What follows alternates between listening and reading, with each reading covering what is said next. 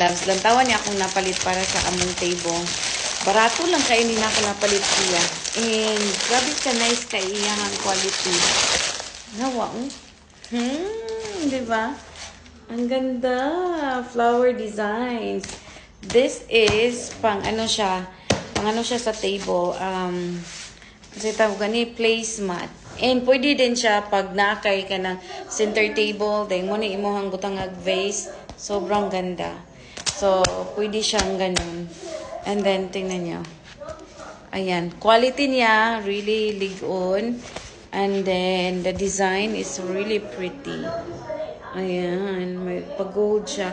So, meron siyang different color. Gold, rose gold. Ayan, rose gold tong kinuha ko. Ayan.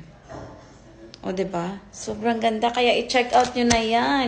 Maganda to paglagyan ng vase or ilagay sa table for placemat. Ayan. So, palitan natin yung table natin. By the way, ito yung table namin. Ito yung ginamit ko right now.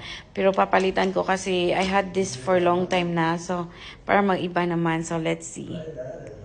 Wala. Ayan na siya ngayon. So, di ba ang lupit? Ang ganda. Ayan. Ipakita ko sa inyo. Gano'n siya kaganda. Maganda pag mayroon siyang cover ng table. Pero, I like it. Really, like, bare minimal. So, ayan. Oh, ganyan ang designs niya.